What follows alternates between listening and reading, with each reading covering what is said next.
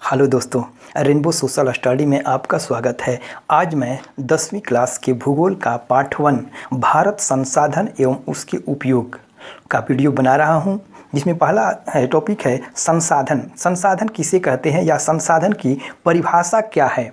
संसाधन हमारे पर्यावरण में उपलब्ध प्रत्येक वस्तु जो हमारी आवश्यकताओं को पूरा करने में प्रयुक्त की जाती है और जिससे बनाने के लिए प्रौद्योगिकी उपलब्ध है और जो आर्थिक रूप से संभाव्य और सांस्कृतिक रूप से मान्य है, संसाधन कहलाती है। या एक बार और इसको सुन लीजिए, हमारे पर्यावरण में उपलब्ध प्रत्येक वस्तु जो हमारी आवश्यकताओं को पूरा करने में प्रयुक्त की जाती है और जिसके बनाने के लिए प्रौद्योगिकी उपलब्ध है, जो आर्थिक रूप से संभाव्य और सांस्कृतिक रूप से मान्य है, वह संसाधन कहलाती है।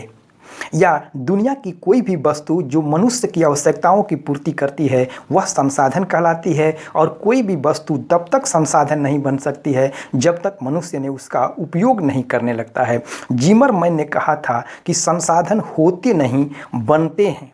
और संसाधनों का जो विकास, जैसे जैसे हम विकास करते गए वैसे वैसे संसाधनों का विकास होता गया। प्राचीन काल में ऊर्जा का जो मुख्य जो स्रोत था वो लकड़ी था, और लकड़ी से धीरे धीरे विकास किए और कोयला का उपयोग हुआ, और कोयला ही औद्योगिक क्रांति का आधार था। इसके बाद पेट्रोलियम, प्राकृतिक गैस, सौर ऊर्जा और पवन ऊर्जा का विकास हुआ।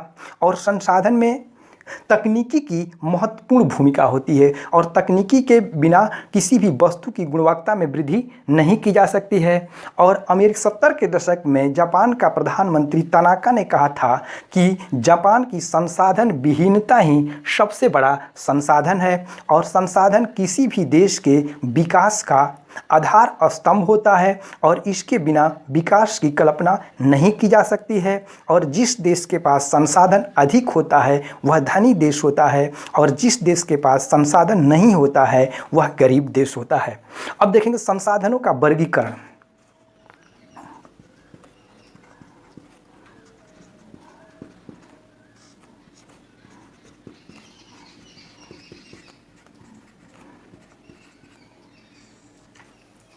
संसाधनों का वर्गीकरण निम्नलिखित आधार पर किया जाता है।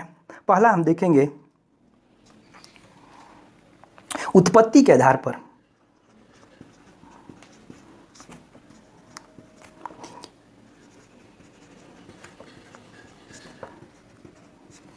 उत्पत्ति के आधार पर संसाधन दो प्रकार के होते हैं, एक जैविक संसाधन,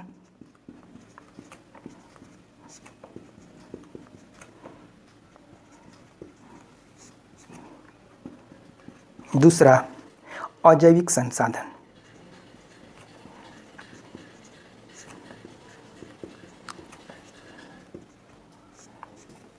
जैविक संसाधन जैव मंडल में पाए जाने वाले सभी सजीव वस्तुओं के समूह को जैव संसाधन कहते हैं, जैसे मनुष्य, पशु, पक्षी, ये जैव संसाधन के अंतर्गत आते हैं। अजैव संसाधन निर्जीव वस्तुओं के समूह को अजैव संसाधन कहते हैं, जैसे चट्टान, खनिज इत्यादि आते हैं। दूसरा है उपयोगिता के आधार पर। दूसरा उपयोगिता के आधार पर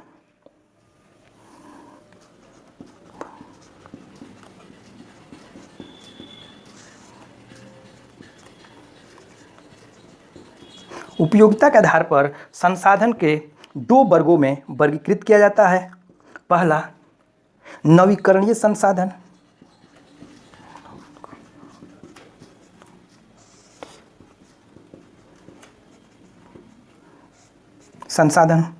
और दूसरा है अनवीकरणीय संसाधन।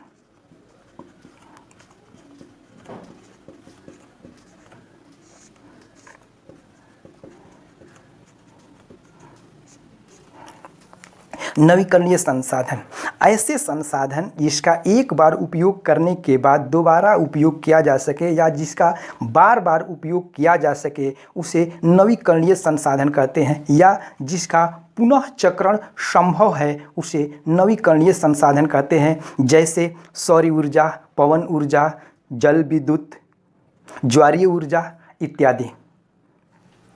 एक बार पुनः देख लेते हैं। नवीकरणीय संसाधन। नवीकरणीय संसाधन ऐसे संसाधन होते हैं जिसका एक बार उपयोग करने के बाद दोबारा उपयोग किया जा सके, या जिसका बार बार उपयोग किया जा सके, या जिसका पुनः चक्रण संभव है, वो नवीकरणीय संसाधन कहलाते हैं। जैसे सौर ऊर्जा, पवन ऊर्जा, जल विद्युत, ज्वारीय ऊर्जा इत्यादि, ये नवीकरणीय संसाधन के उदाहरण है। दूसरा देखते हैं अनवीकरणीय संसाधन।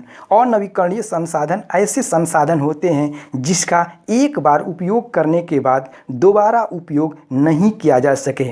जैसे कोयला, पेट्रोलियम, प्राकृतिक गैस, ये अनवीकरणीय संसाधन है। एक बार पुनः देख लें। अनवीकरणीय संसाधन ऐसे संसाधन होते हैं जिसका एक बार उपयोग करने के बाद दोबारा उपयोग नहीं किया जा सके, या जिसका पुनः चक्रण संभव नहीं है, उसे अनवीकरणीय संसाधन कहते हैं। जैसे कोयला, पेट्रोलियम, प्राकृतिक गैस या जीवाश्म ईंधन, जितने भी जीवाश्म ईंधन है वो अनवीकरणीय संसाधन है।